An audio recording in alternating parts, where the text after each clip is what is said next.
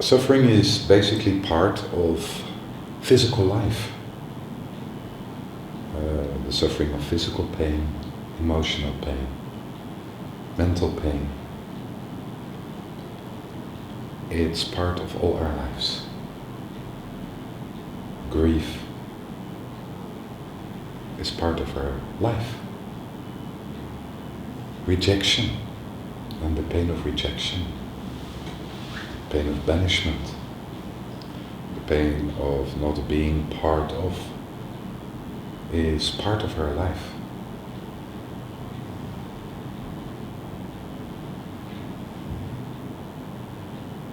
When we look into the whole collection of sufferings which are there in daily life,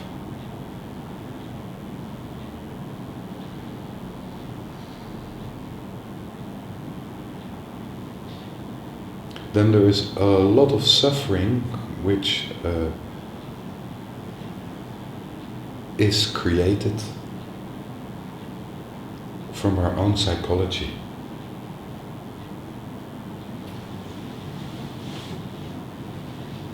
A lot of suffering is basically created out of fear for suffering.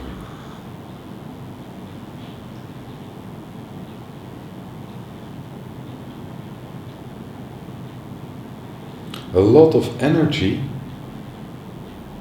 is spent on trying to overcome suffering as much as possible.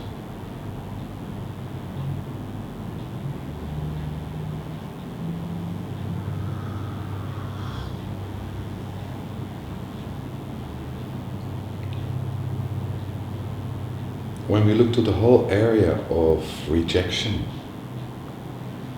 and the suffering around rejection, so often what we do is that we reject not to be rejected.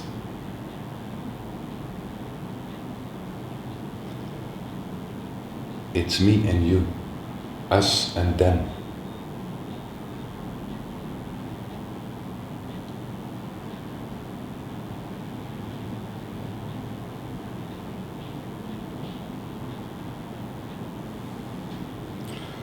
So often it seems that togetherness is only possible when there is an outsider.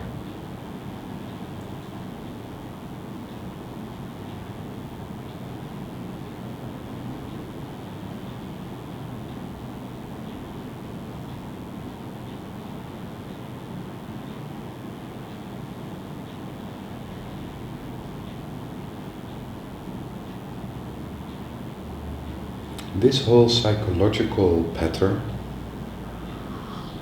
in my eyes, is creating a lot of unnecessary suffering.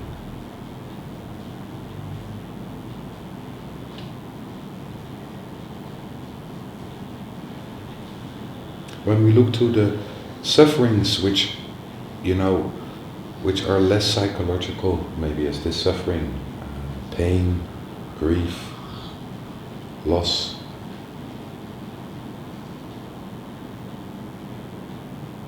as examples. But even rejection as an example. What I said before, a lot of energy is moving into trying to prevent to be rejected. Trying to prevent to move through a loss in relationships, for example.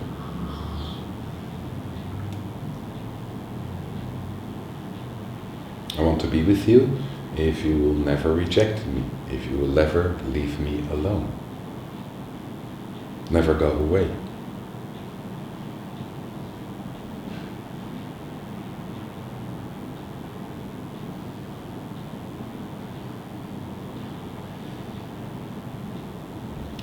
So basically what we see is that there is a fear for pain. And this fear for pain is also pure biological. If we wouldn't fear pain, we probably wouldn't live that long.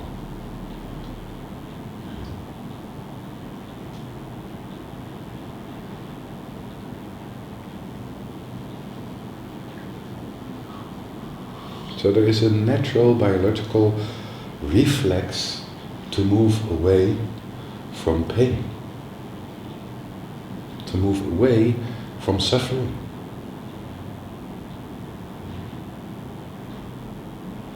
But on the other side, in our fear for suffering,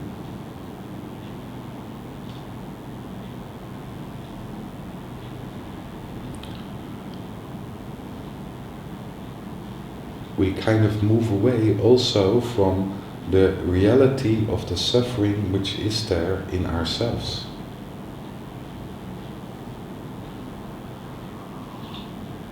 We try not to feel, not to experience.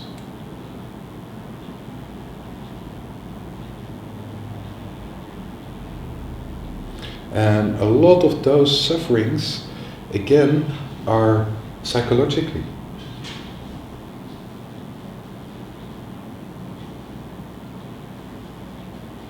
The fear to be uncertain or insecure. The fear of our own fears. The fear when we're lonely and somebody else will see it. The fear of our own fears. The fear of any discomfort.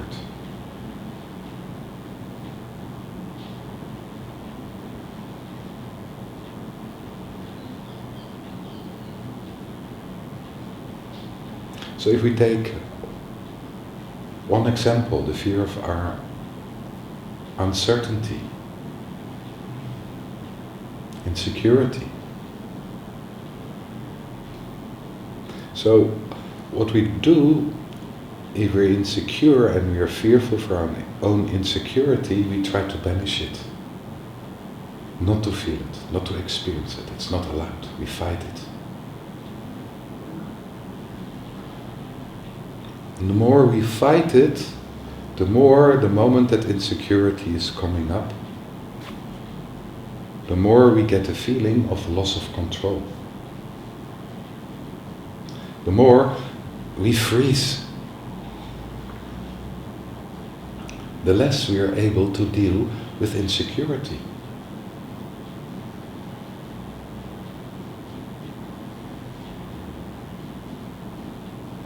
The more we are able to allow the insecurity,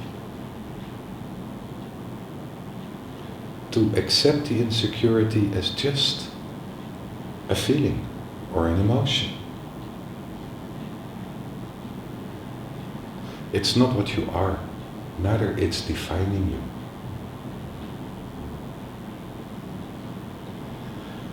The more we are able to build the self-confidence that we're able to deal with this.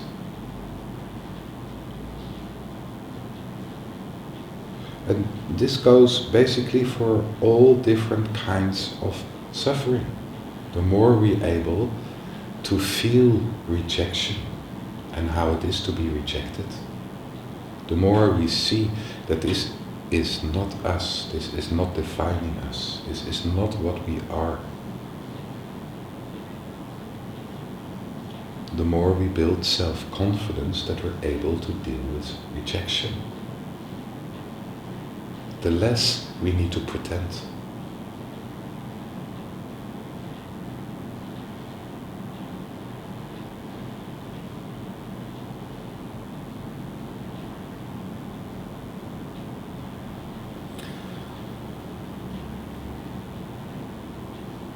Is it possible to have a life without suffering?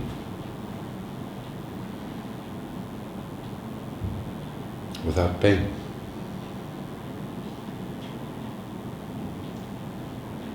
I think it's part of the game. And I think if you want to build yourself inside, that's what we do, you make reject.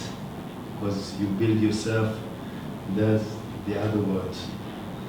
Then you find the rejection in your own truth. Yeah.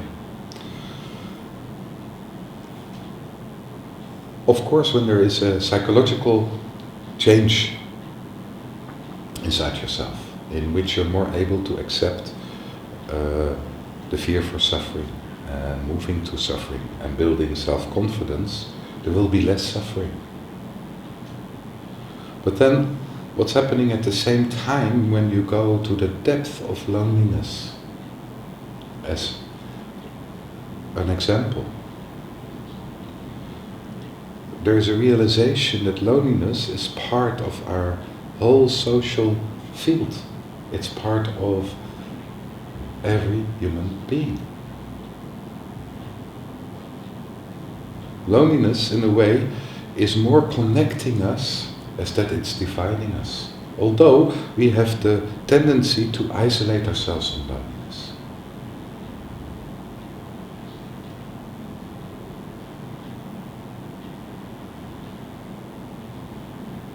So the moment you go to the depth of any pain, difficulty, it opens your eyes for the difficulty in the other. And the difference between the difficulty in the other and your own difficulty is not that big. And even if it's more easy for you to contain this, you see the pain and the struggle in others. This is also painful. There is very little difference when you look from empathy or compassion between your suffering and the suffering of another. And the suffering of another is often creating your suffering. The fear of rejection of the other is often creating rejection, which will touch your pain, the fear of rejection.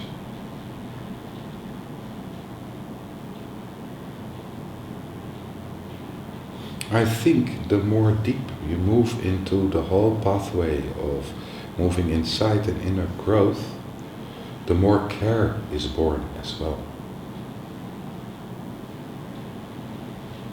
And that doesn't mean that you become a kind of superstar, enlightened, above everybody, and without any care or connection to the world and the people around you.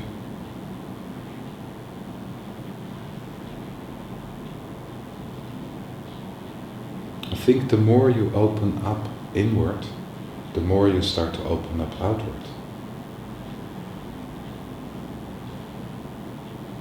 The deeper in, you're able to allow the suffering of others.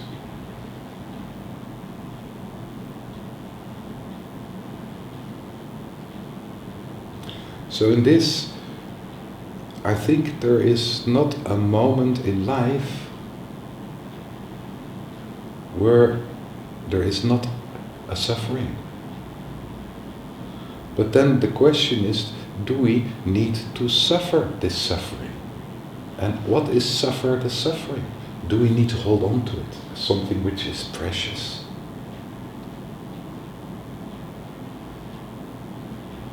Or can we allow it as air we breathe in and we breathe out? It's part of life. We don't need to hook in it. We hook in it when we are not able to accept it. And the less we are able to accept it, the more we get caught in the areas of life which are suffering. At a certain point, we can kind of hold it away, keep it away for a long period sometimes. But at a certain moment it will collapse. Something goes wrong and it will collapse.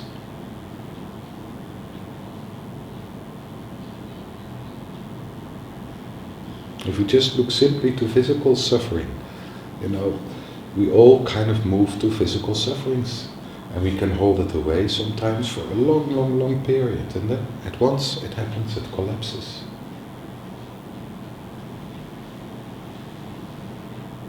Our health collapses.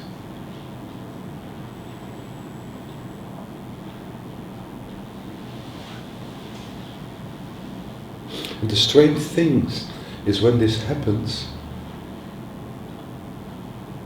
so often what you see, that when a person is in a collapse, it moves a person more to the depth. Makes a person more aware of what's essential in life and what's not essential. And it often seems to be less fearful when we confront it with a fear. For instance, the fear to get cancer. When we find out that we've got cancer, then we have to deal with it. That's different. It's different from the thing we imagine.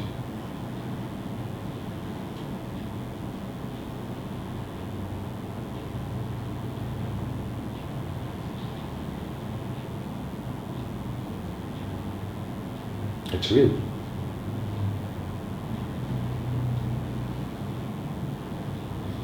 So again, a lot of suffering is created by what we imagine as suffering. And I struggle with that.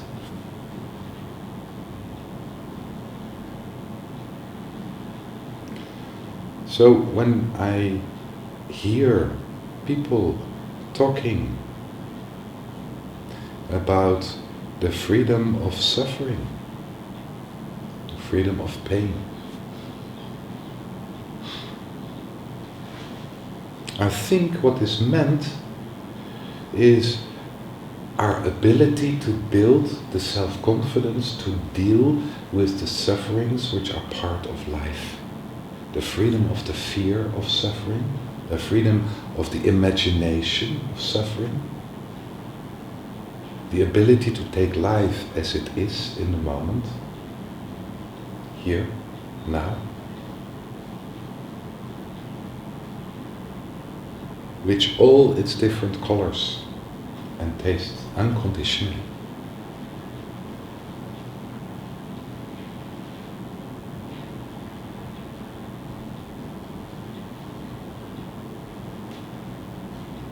And the moment we connect inside ourselves with a part we don't allow ourselves to experience or to feel, with something we are entangled in which is difficult, and we just allow it, but at the same time let it go, so it can kind of move in its own way, it starts to transform, it changes, and we are brought back into layers of ourselves which are much more essential, more to the depth of ourselves.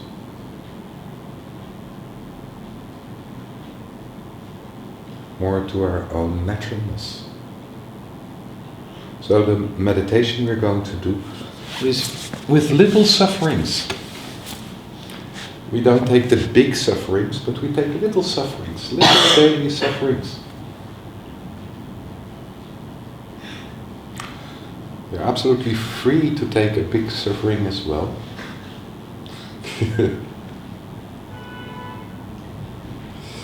So the first phase is that you just kind of sit as relaxed as possible.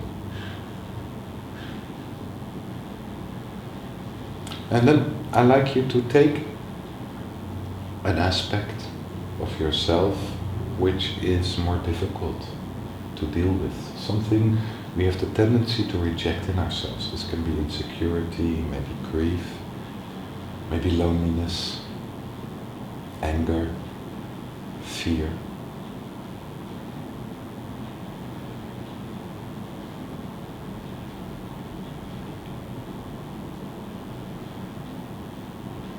Just a little aspect. And then I'd like you to take some time just to connect with this aspect. Just be with it.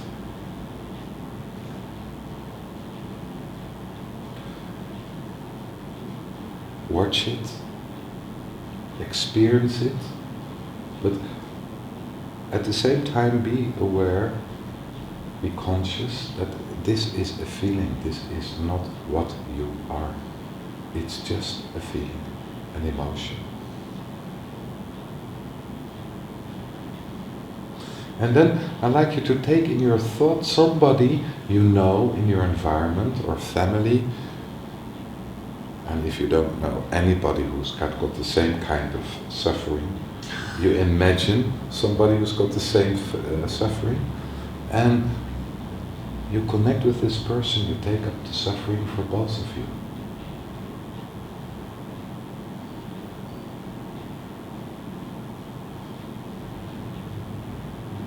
And then maybe you can bring in another person, and another person, and another person.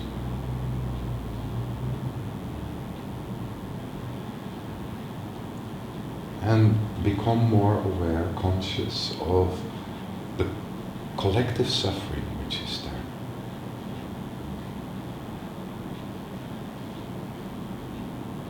And whatever is coming forward in this, just allow it to be there.